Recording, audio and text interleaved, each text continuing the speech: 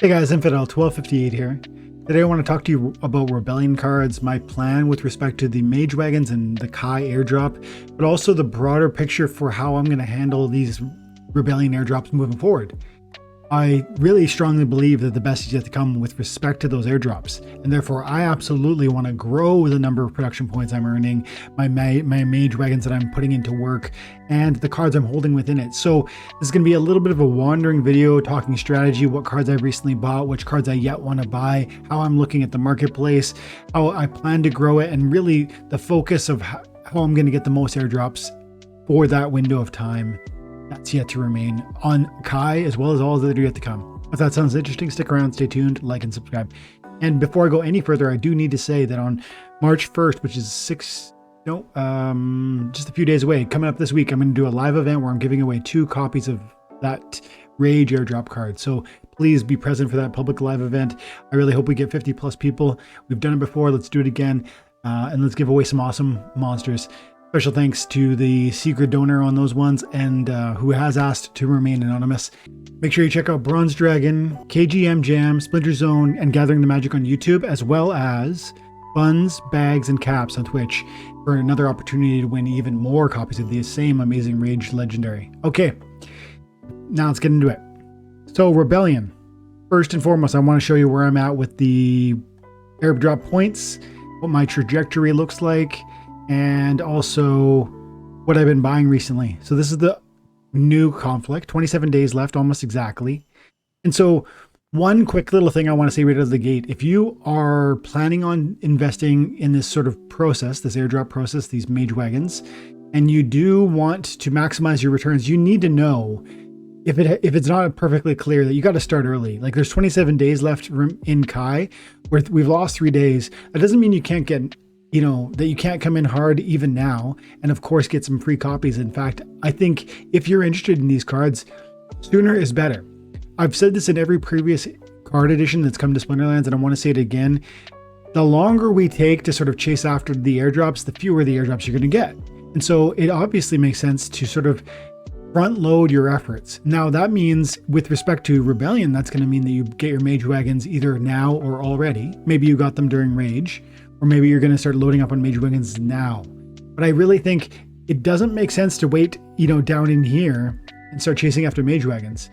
Either you're going to do the Mage Wagon thing today, this week, where you already have done it, or maybe just buy them from the marketplace. And that's a viable option. It's not the case that you have to process through the Mage Wagons. You don't. But I am.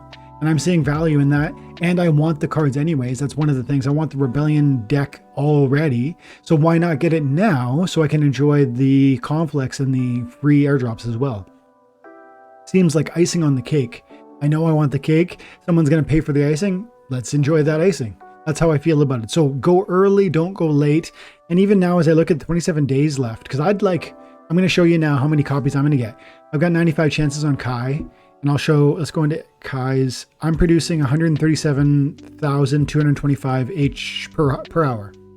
And so if I show that math right now, we go across 27 days. We go 27 days left times 24 equals, that's 648 hours remaining as of the moment of recording, which is 3 p.m. on February 25th. And so then that's the number of hours remaining in the Kai airdrop. And again, I have to look at how many points per hour, 137,225. 137,225. So that's how many points I'm gonna earn on Kai with the remaining time, and that's important. Yes, it's important to know how many I already earned. The airdrop chances I've already earned are, what was it? 95. Great. But if you want to grow what you're doing, you want to focus on how much production you can muster for the balance of the month or the balance of that airdrop window. So for me, this is the number right now. And I go ahead and divide by 100,000, meaning I'm going to get 890 chances there. And by the way, when I add in the 95 that are there, where does that put me? 984. That's what I should land with my current production and my production for this month.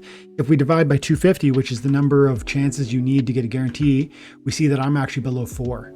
And so for me, I need to pump that up. That's a given. I'm gonna increase that number. So how do we do that wisely? And I'll show you some of the things I'm already doing, but right out the gate, the first point is absolutely do it quicker than later. If I know I'm gonna need a certain amount of more points, I just showed you the math. If I'm gonna fall short of a specific unit and I want 4 or 5 copies or however many copies you want, well, especially in this sort of scenario where I'm that close to getting one more copy, I really should just go ahead and pull some of that purchase power from the future and go ahead and activate those buys right now. Meaning, when I go to the marketplace and I go and I look at the Rebellion cards that I want, of which there are many, and of which there's many I do not yet have any copies of. So I'm gonna want them. No, I do want them, and I will buy them. But is that going to be in, the next 6 months, 6 weeks, or 6 days? Well, if I want to access that free airdrop, or I don't know if you want to call it free, but if I want to get extra chances that will guarantee me the extra Kais that I definitely do want, then I really might just go reach into the future, grab that purchase, and just bring it forward. Make it happen now. And that's what I've been doing a little bit, not in a major way, but I have bought a few cards. So I'll say with Rage, I've got my Rages plugging away in here. But I also did sell a couple Rages because I wanted to, with the Rage being an $17, $18 card, let's see where it's at right now, by the way. Rage low buy $20, high bid $17.50. I said a couple days ago that this price was going to come down. I'll see if I end up eating those words, but there's still 60 copies in here. Now that's only enough copies for 5 people to get a max Rage, but I don't believe that everybody wants a max Rage, and I also don't believe that this is nothing. So when I compare that to any of these other Dragon cards, we got 19 copies, we got 7 copies, we got 6. It tells me that there is a possibility. In fact, I would expect for the demand to be satisfied for a time. And I expect that to happen in the next few weeks. I expect this price to tick down within the next 2 weeks. I could be wrong, but that's where I'm at. And so I did sell 2 copies for that reason. And for a second reason I want to now share with you.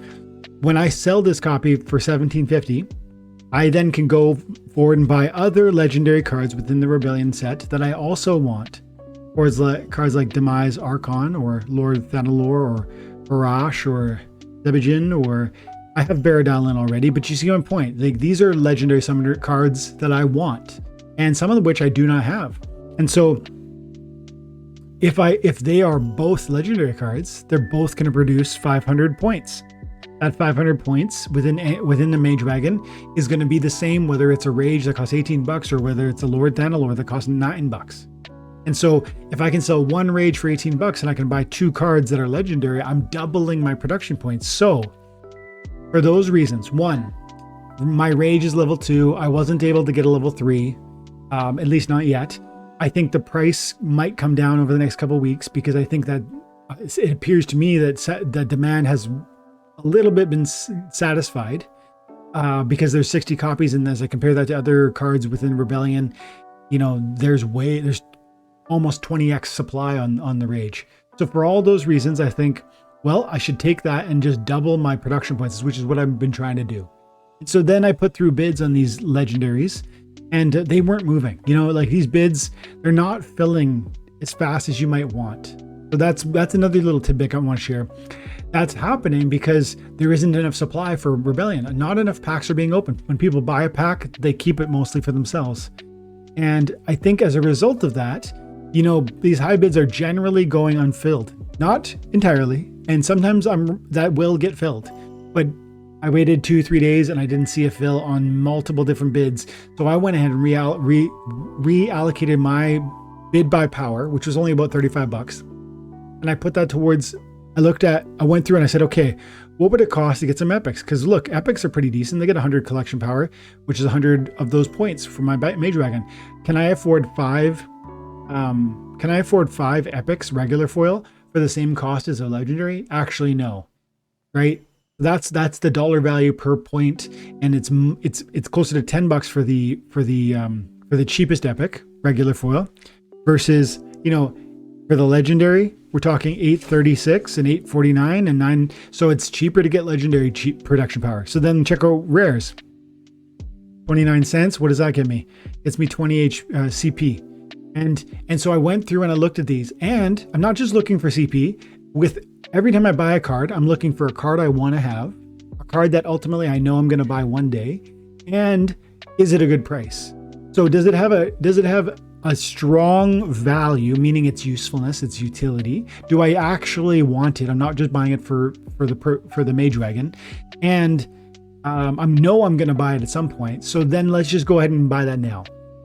And if the price is within sort of that range where I would consider it good price to value, then I'm starting to pull triggers.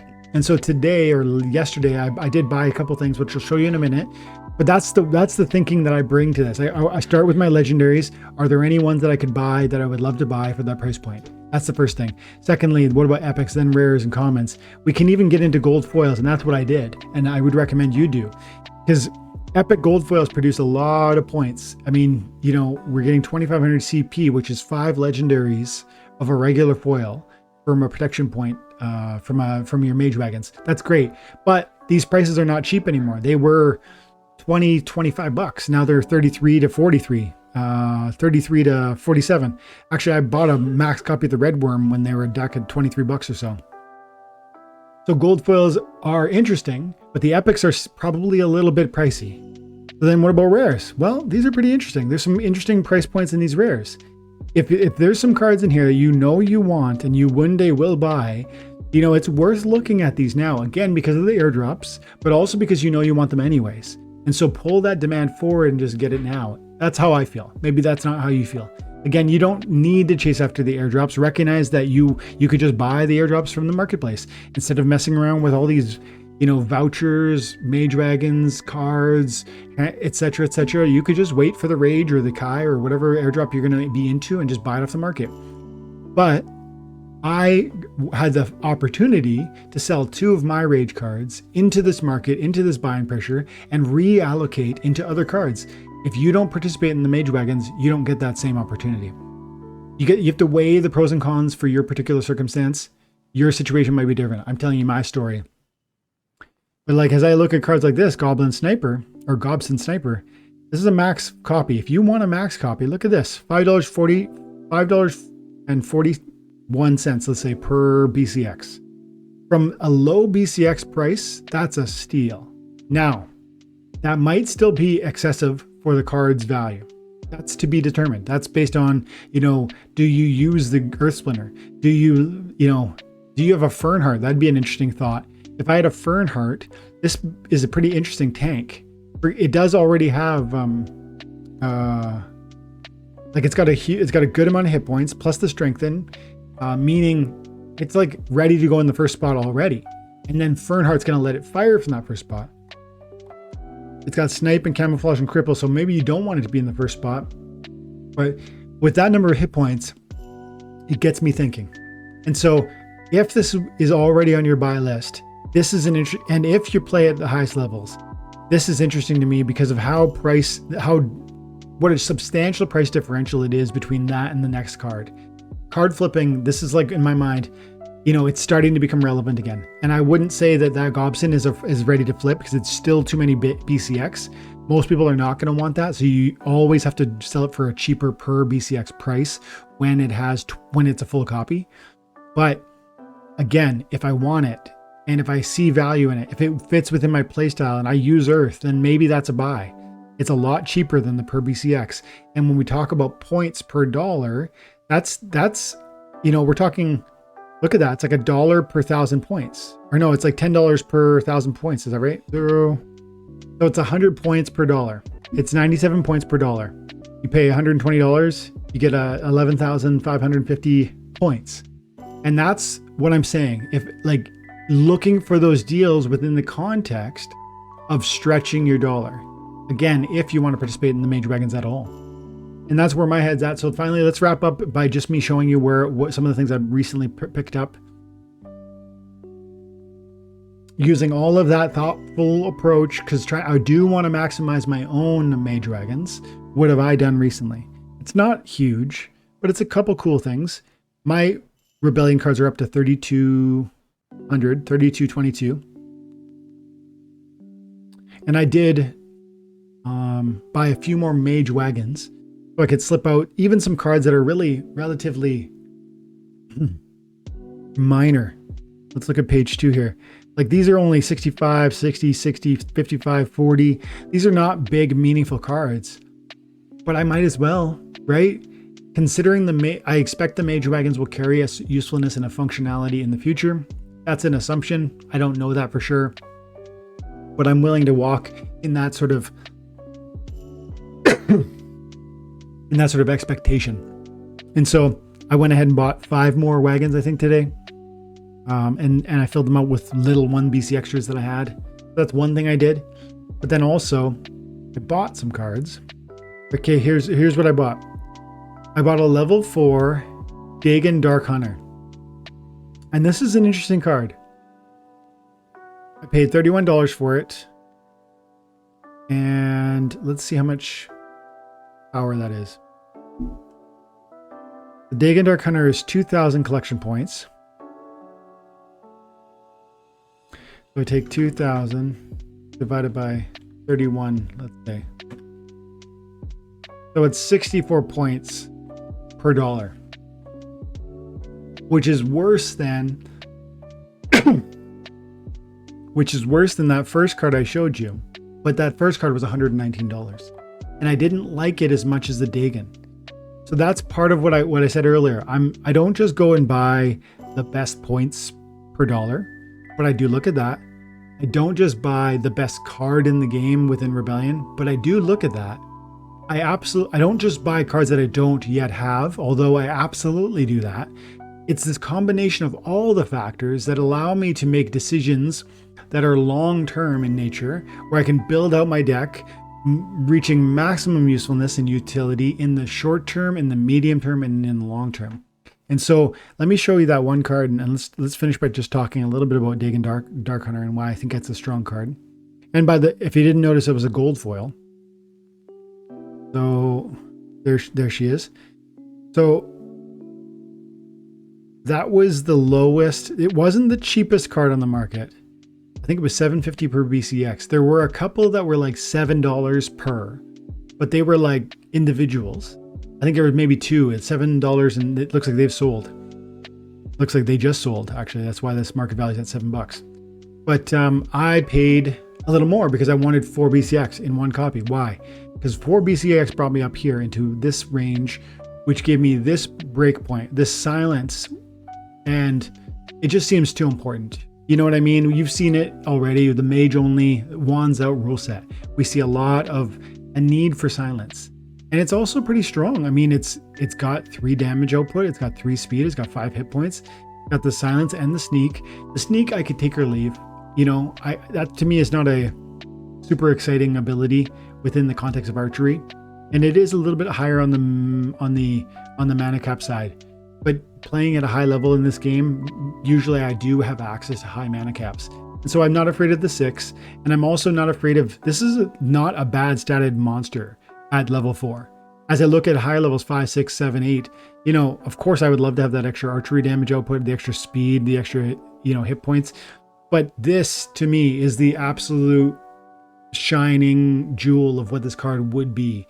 And of course I love that 3 damage is solid, but that silence is clutch. I want more silences in my deck. So if I'm ever taken away from, for instance, the Immortalis Earth opportunities within a Wands Out rule set, I want to have other silences to draw upon. And I've said before, I'm moving into Modern, so this felt like a real important addition. Is it a, you know, is that going to be all I'm going to need of Dagon Dark Hunter? Probably not. At one point in the future, I'll probably get into this, you know, higher range. But for now, and for today, with the value that I've got, trying to stretch every dollar and penny in a way that allows me to get the best return, not just for today, but for tomorrow and for, you know, the long vision as well. That's where it comes from. That's the thoughtfulness I bring. And I say all of that because I do really value these airdrops, these mage wagons. And so again, if this is the boat you're in, if you're chasing after Kai, or you see a real value in that monster or the next one to come, to me, it's about get ready sooner than later to enjoy more and more of these conflicts. Don't just wait until it's summoners down here and you're thinking, wow, those look amazing, those look game changing, because they probably will. Why not enjoy the process up in here and aim at, and you can be very strategic and mathematical, aim at 1 or 2 or 3 copies of Kai, or 5 or 11 if you need, if you really see value in that, and you've got a little bit of money sitting on the sidelines. But man, 1 copy is great as opposed to none, right? 1 copy with Rage, I would say, is really significant. Kai maybe less so, but I do think even at silver, Kai is going to be a powerful monster. And once you get set up for Kai, you're going to be carrying through and enjoying some of that benefit at every future airdrop. So it's about moving quickly. It's about taking actions now and trying to aim like at that bigger picture for yourself. And also there's that strategy of how you even build your mage wagons by looking and exploring the marketplace, the price points, the usefulness, what sort of cards am I lacking? How could I really change and improve my own deck today, tomorrow, the next day, right now, by buying some of these cards now and really stretching the production or the CP per dollar by exploring gold foil, regular foil, legendary, rage, epic, rare, wherever, all over the map, to see where the best deals are. Because sometimes it's going to be in one place and another day it'll be in a totally different location. So that's where I'm at. That's what I'm doing with respect to Kai, with respect to the mage wagons. And I just wanted to give you guys that update. I hope you're having an amazing day. If you have any questions about this or about anything else, let me know in the comments below, and be sure to leave your IGN, because if I use your comment to create a video, I would love to say thank you. See you on March 1st. Hope you have an opportunity to win that rage. Have an amazing day. God bless.